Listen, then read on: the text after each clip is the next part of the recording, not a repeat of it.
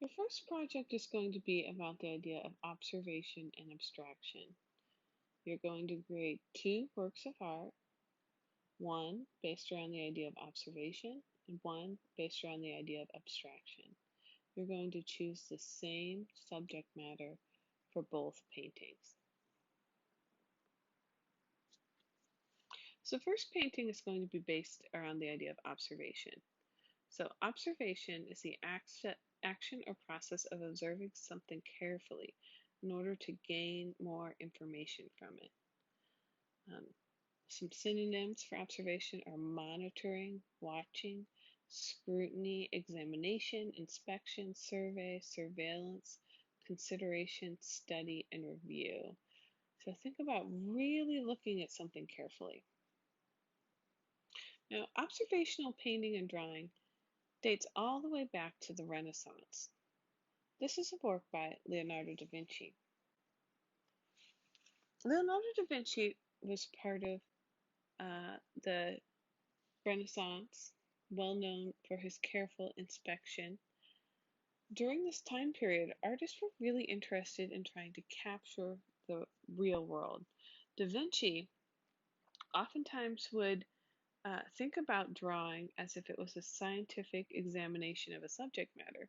So when he was drawing a person, not only would he look at the inside, but he would look at the outside. He would look at the inside to understand it.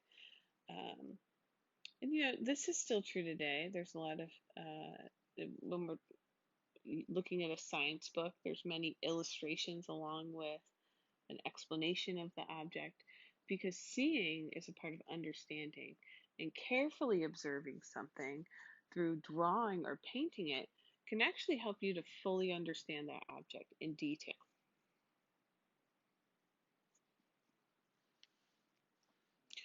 Artists during the 14th and 15th centuries were also interested in careful observation, but they were more interested in using observation to understand the meaning of objects. Some of you, if you had me for your intro class, has probably heard of the term vanitas before.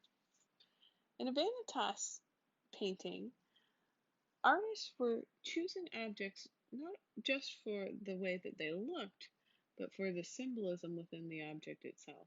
So if you look at this piece here, there's a skull, there's flowers and sort of different stages of bloom or death. There's also objects you can see over to the side, like the tilted over candle, um, the coins and jewelry down along the bottom. Each one of these objects had a double meaning, usually having something to do with the fleeting quality of life. So obviously the skull could symbolize death, the flowers symbolize the cycle of life, and the jewels and gold at the bottom symbolize once you're dead, none of these things will matter.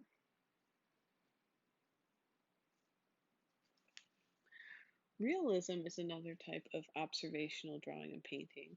And realism was interested in not just drawing something or painting something realistically, they were interested in drawing the daily lives of the everyday man. So this work is called The Gleaner. Gleaners were the people who would come in to the fields once the crops were picked, get any little last crumb of grain or seed that was left over. So they were kind of seen as some of the lower rungs of society. Now, realists, typically prior to the realists, you would see paintings done of kings or queens, nobility, or very wealthy people. Realists believe that the gleaner, sort of people who you normally wouldn't see or pay attention to, should be as important as those kings and queens. So they were interested in highlighting the reality of everyday life.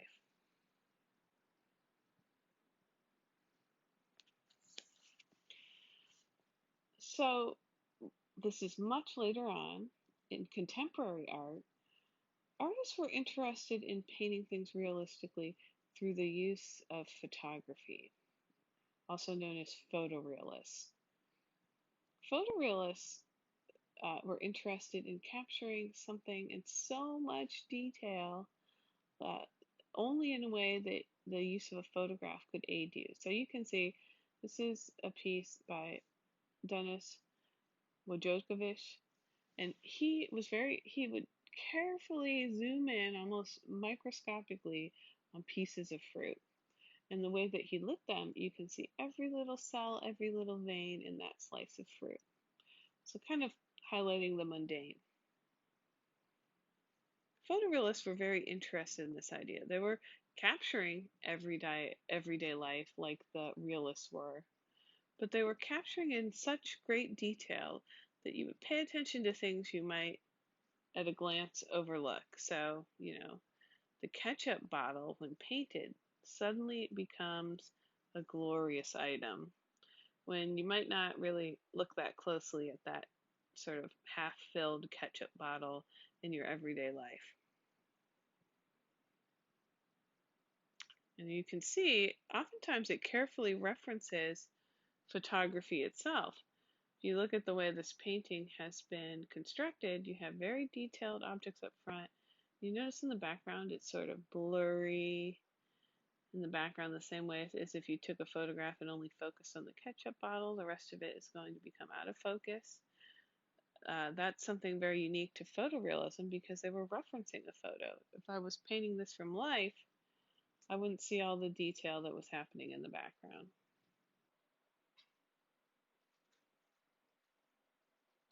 So oftentimes photorealists would also choose, like I said, mundane objects like a Coke can, but choose very uh, sort of illustrious lighting so that they're highlighting details within the piece that you normally couldn't see.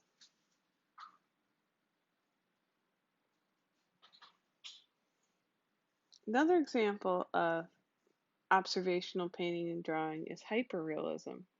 And hyperrealists are interested in using photography, but using it to help create scenes that are almost beyond belief.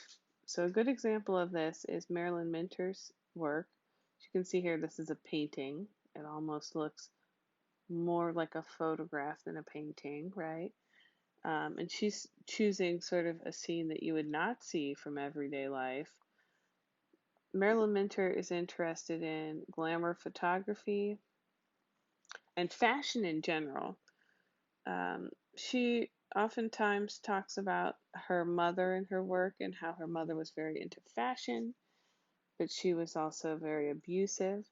So you can see that mixture of sort of glamour and grit and sort of the ugly side of it. And the beauty of her work, they're so detailed down to every little dot, and there's always something that sort of glorifies imperfection. There's several of her works actually in rotation at SF MoMA if you happen to see it. The one that you'll see is one of those big shoe pieces. They're beautiful enamel on, I think, canvas paintings. Okay, so we talked about one of your works is going to be an observational work of art. You're going to create a second piece that is an abstraction of that first observational piece. So abstraction is a type of art that is based in reality, but you're altering it in some way so that you're departing from that original imagery. This departure can be slight, partial, or complete. You can think about abstraction as existing on a continuum. So how much you want to abstract your piece or in what way is going to be up to you. If you've never worked in abstraction, sometimes this is the harder of the two pieces. So let's first look at this work by Cézanne. This is a piece called Mount Saint Victor. You can see made at the beginning of the early 20th century. While this does not look that strange today, when he was an artist, he was a lot of the paintings look like this. right? So it's the exact same mountain there in the background. So a very realistic depiction here. Well, Cezanne was looking at the mountain more like this. So he was simplifying shapes, simplifying colors, maybe even altering or making the colors less saturated, and uh, looking at the form in general. So Cezanne was considered one of the first great abstract artists, and he often came back to the same subject matter over and over again. That's what you can think about. You're going to visit this subject matter once, and then you're going to do an abstraction of it, thinking about how you can subtly change that form through color or shape. And like I said, when you think about Cezanne working at the same time, this is another realist artist uh, that was working then. A lot of the work looked like this, as if it was a photograph or a version of storytelling. So Cezanne's work was very different. Around this time also came the movement that was called the avant-garde. And avant-garde is French for first in the battle. So one of the goals of the avant-garde was to take abstraction and figure out different ways that they could change it. So you can see in this piece, also a same landscape, but an abstracted landscape. The artist has chosen to simplify color, right?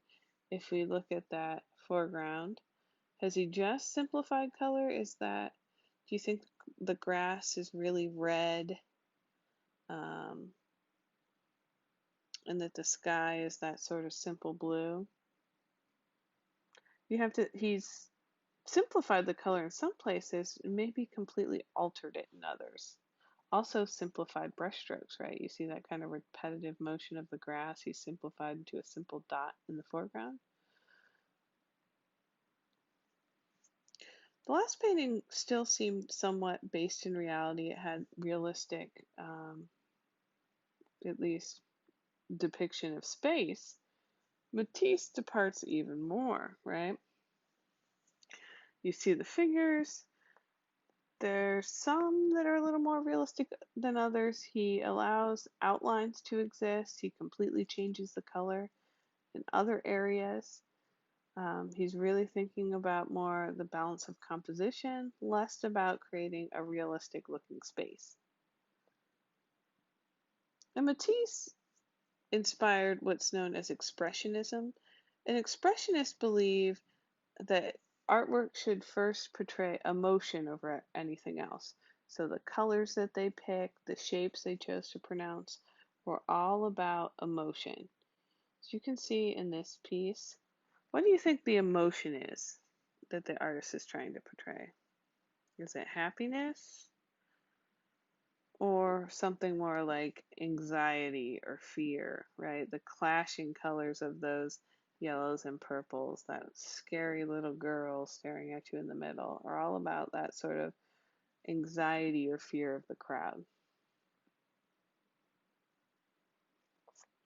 Cubism is the next type of abstraction that we see, and unlike Expressionism, where they're using abstraction to help them express emotion, Cubism is actually doing the opposite. They're trying to remove all of the color and just focusing on formal shapes.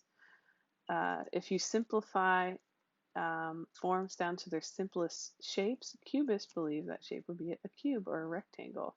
Oftentimes they try to represent forms in different dimensions all at once. So you'll see a hand from every angle possible as it turned. This piece is also well known, probably not one of the brighter sides of art history. Uh, Picasso believed that he was using African masks to help show more simplistic forms. Anybody that knows African masks know that they have a long history and tradition that's been passed on over generations, and, including fine craftsmanship and understanding of form. Um, he's also talked about how much he celebrated the beauty of the sculptures.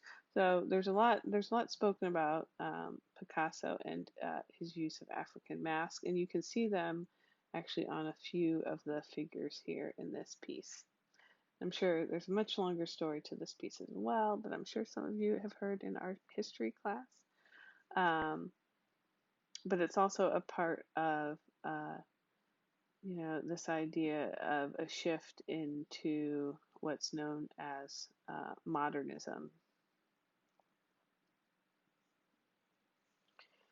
Braque was another one of the Cubist painters that you probably have seen in your art history class. And he's more interested in simplifying color along with the form.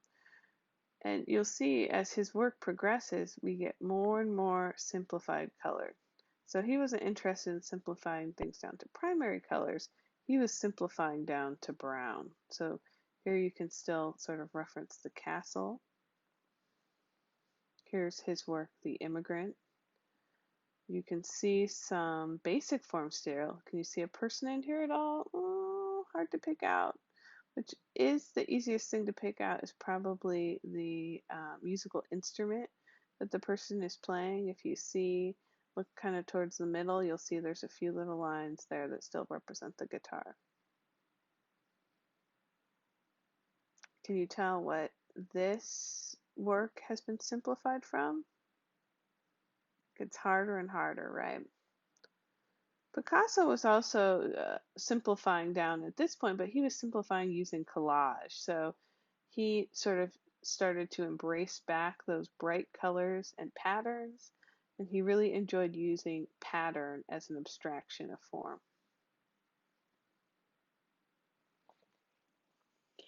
Miro was interested in using abstraction, but more so in terms of concept and illustration. So this is Miro's piece that is meant to be a duplicate of Velázquez The Maidens. So you can see here we have a few figures in the front, right? There's Velázquez himself painting the painting there with the stand. And if you look back at Miro's piece, you have those same figures. The artist there, you can kind of see his little mustache. You see the figures in the foreground. They're all meant to be re-replicated in form. So this is an abstraction of this. Mondrian was also interested in abstraction. This is one of his earlier pieces where he's simplifying things down to basic colors and textures. Later on, he starts to get much more abstract. This is also meant to be an abstraction of a tree of Mondrian. And in his latest work, he simplifies it down to just form. Now, this is actually considered a non-representational work towards the end of his career. He had no basis in reality, so he totally left abstraction and went into non-representational, where there's no tie to the real world. It's not meant to specifically represent anything other than sort of an interplay of form. So this is what you're going to be doing for your project. You're going to be taking a subject matter or an image, attempting to paint it from or draw it from observation, and then you're going to do an abstraction of it. This is a work of Rachel Stein. Most of her work is interested in her dogs, so at times realistically painting them, and other times creating abstractions with them. Sometimes those take place in one work, where you have the very realistic painting of the dog with other sort of painted abstractions in the foreground. Sometimes she will repaint the abstraction, so she'll actually try to realistically re-represent her painted abstractions in still life form. Other times they're just meant to be sort of a playful look back at art history itself and what we think of as representation in painting and drawing. So it's up to you how you want to interpret this little prompt. The subject matter is open-ended, so you can choose whatever you want to paint, whatever your heart's desire, you can choose for your subject matter. If that is too broad of an idea for you, try to think about something simple. What's something just around your house that you would like to paint? Maybe it's just a plant, a piece of fruit, or maybe it's someone that you live with, a roommate, a parent, a brother or sister, um, and you're going to attempt to paint or draw them realistically, and then the second piece you're going to do an abstraction of that original subject matter.